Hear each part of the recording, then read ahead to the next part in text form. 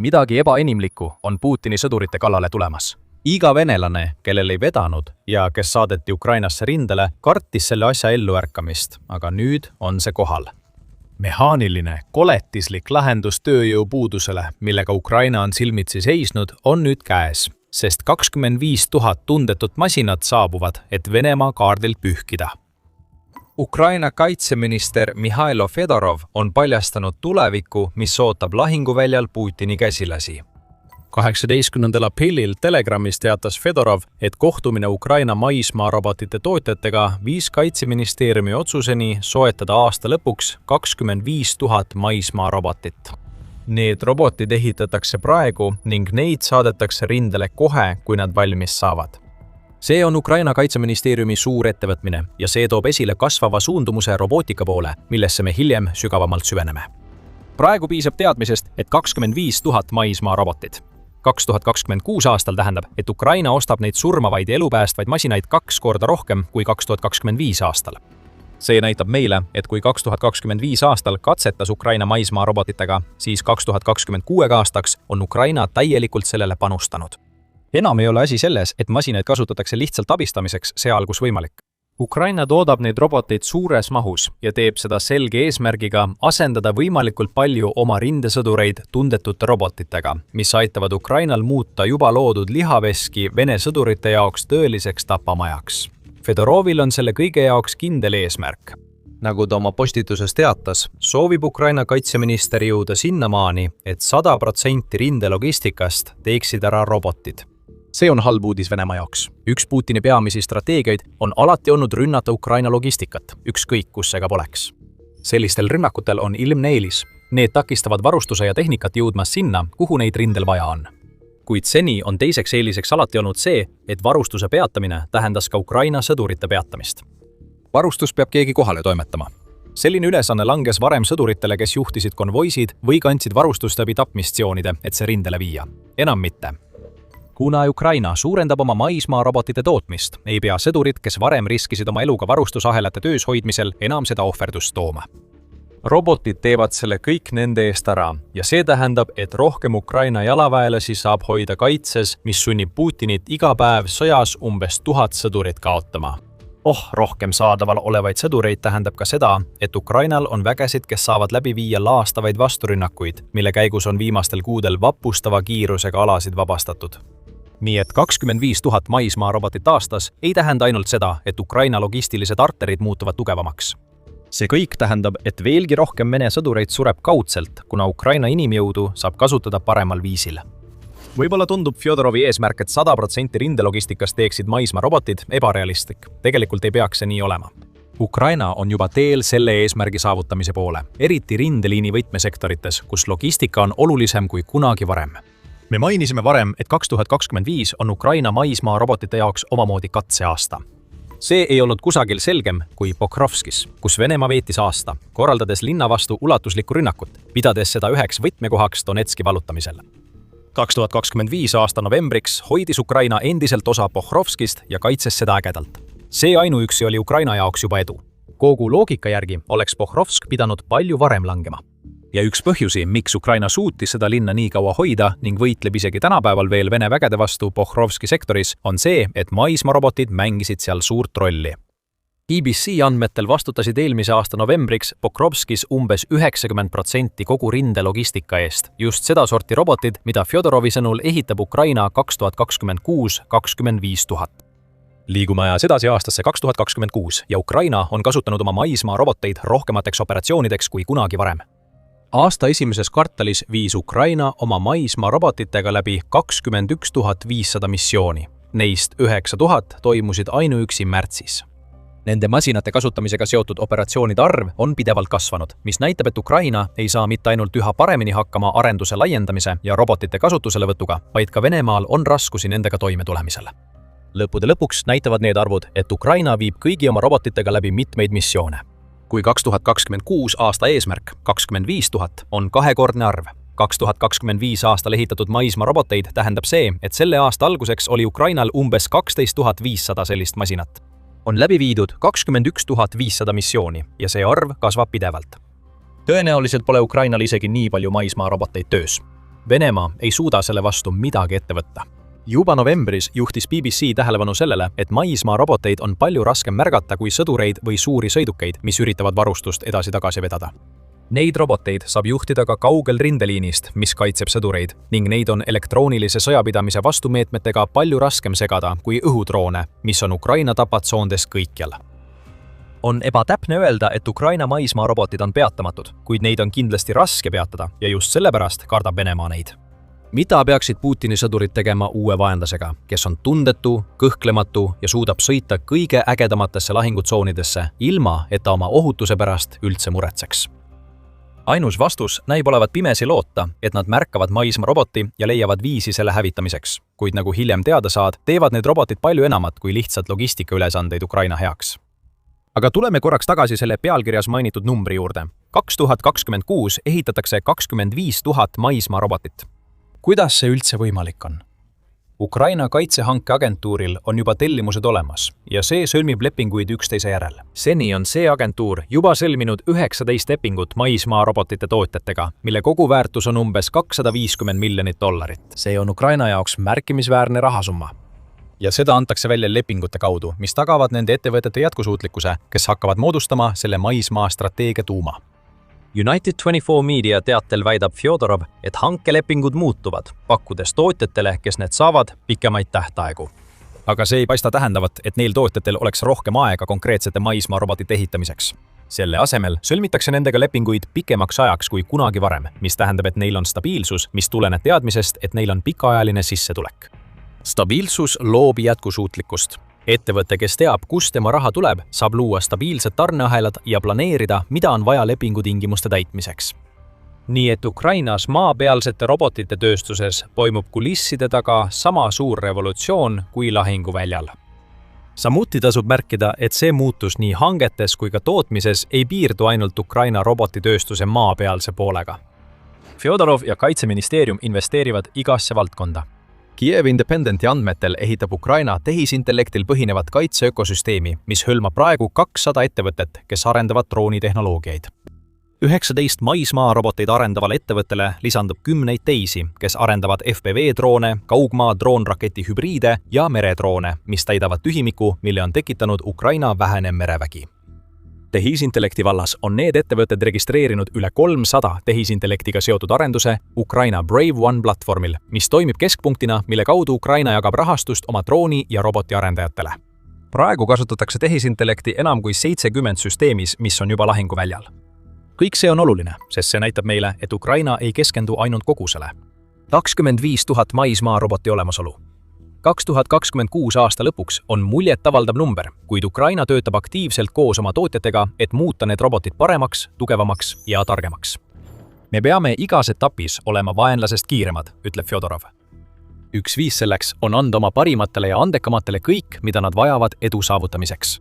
See on veel üks aspekt Ukraina maismaarobotite revolutsioonist, mida Fjodorov püüab parandada ja kohe räägime, kuidas.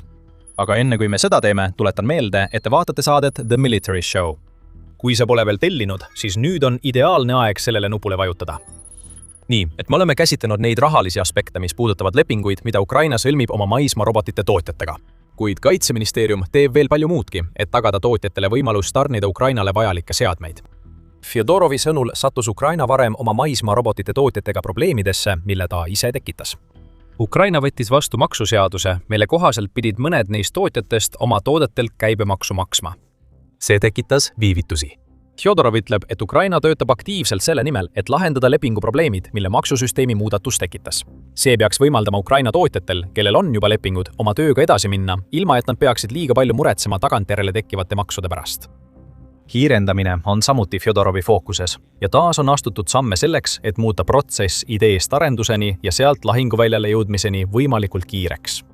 Ukraina kaitseminister ütleb, et maismaarobotite rahastamine on sünkroniseeritud, mis võimaldab Ukrainal oluliselt kiiremini kui varem võtta kohustusi ostumahtude märkimisväärseks suurendamiseks. Lisaks kiirendab Kaitseministeerium aktiivselt lepingute sõlmimist, et tootjad saaksid kiiremini tööle hakata ega peaks tegelema liigse bürokraatiaga. Nagu Fjodorov ütles, see riik, kes liigub kiiremini, on see, kes Ukraina sõjas peale jääb. Muidugi ei tähenda see kõik suurt midagi, kui sõdurid, kelle ülesandeks saab olema Ukraina poolt arendatavate uute maismaarobotite kasutamine, ei suuda neid juhtida. Ka selle eest on Fjodorov hoolitsenud. Ta kasutas Telegrami postitust, et teatada maismaarobotite pädevuskeskuse loomisest Kaitseministeeriumi juures. See keskus hakkab Fjodorovi sõnul töötama koos Ukraina kindralstaabi ja sõjaväega, et kiirendada NRC-de ehk maismaarobotite kasutuselevõttu rindel ning sellest saab tootjate jaoks ühtne keskus. Teisisõnu, et Ukraina koondab oma maismaarobotite väljaõppe ja testimise, et muuta need võimalikult süsteemseks ja kiireks. Kõik sõltub nii kontrollitud rakendamise kiirusest kui ka arendamisest. Ukraina saab mõlemas meistriks. Kõik see tähendab, et Ukraina laseb valla selle ühe asja, mida Venemaa lootis lahinguväljal kunagi mitte näha. Maapealsed robotid on kohal ja neid on 2026 aasta lõpuks rohkem kui kunagi varem. Tervelt 25 000 neist robotitest moodustavad terve armee, mis on ebainimlik jõud loodud Venemaa hävitamiseks. Aga viis, kuidas see seda teeb, ei pruugi olla selline, nagu sa ootad.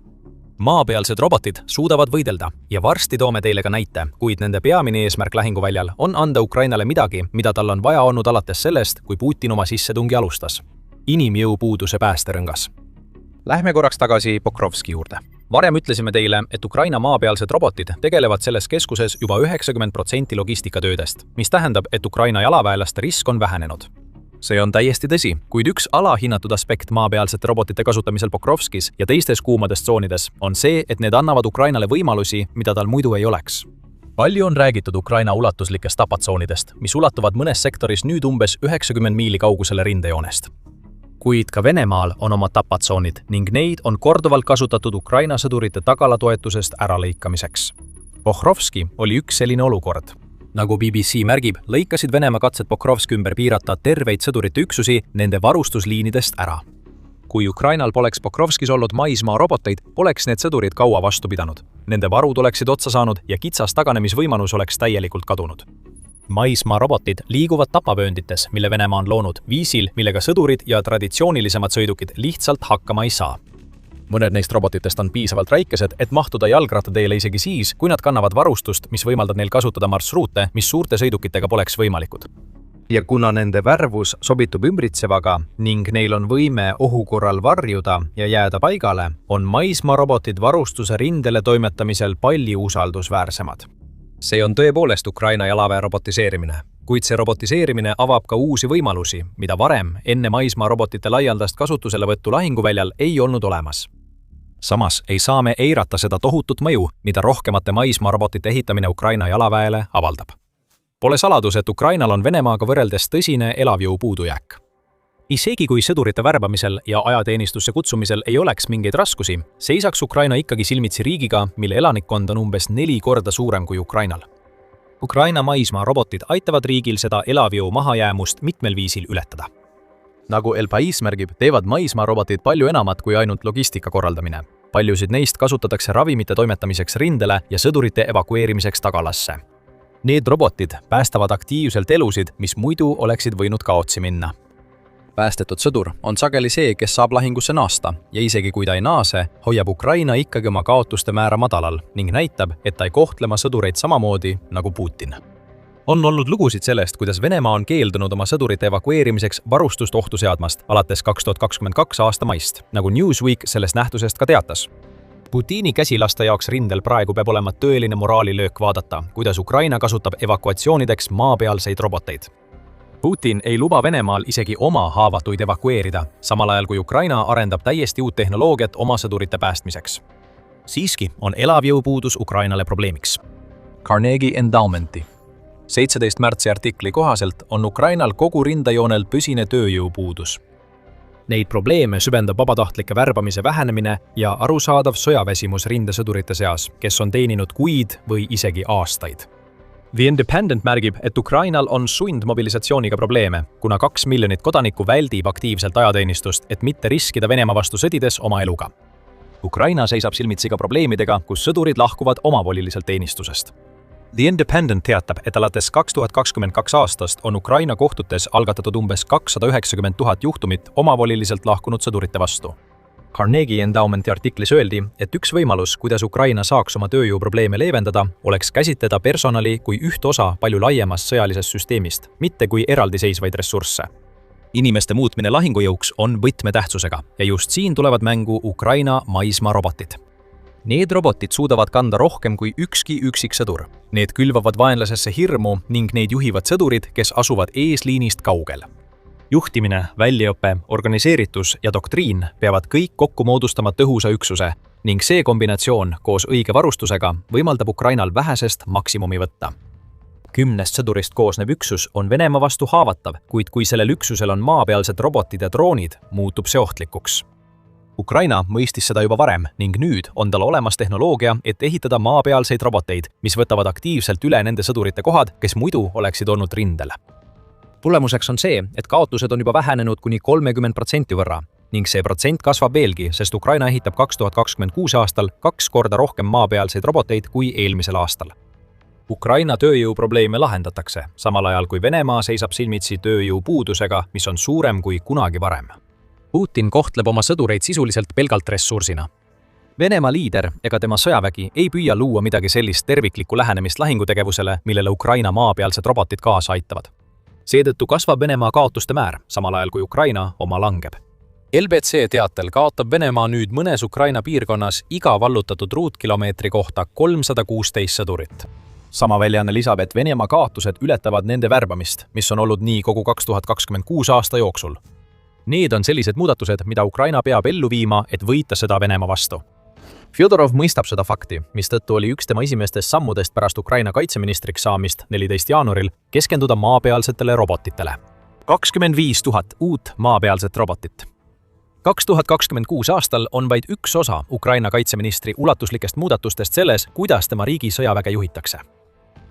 Ja kuigi neid roboteid kasutatakse endiselt peamiselt logistika ja evakuatsiooni jaoks, tähendab pidev investeering tehnoloogiasse, et Ukraina leiab viise nende robotite kasutamiseks viisil, mida keegi poleks osanud oodata. Maapealsed robotid korraldavad nüüd Vene sõdurite alistumisi ja viivad lõpule Ukraina territooriumi vabastamise. Kuidas? Vaata meie videot, et sellele küsimusele vastust saada. Me räägime sellest, kuidas Ukraina saavutas maailmas esmakordselt midagi maapealsete robotite abil ning millised on selle murrangulise saavutuse tagajärjed. Kui sulle see video meeldis, siis ära unusta tellida The Military Show, et sa ei jääks ilma sellest, mida me järgmiseks pakume. Ja nagu alati, aitäh vaatamast!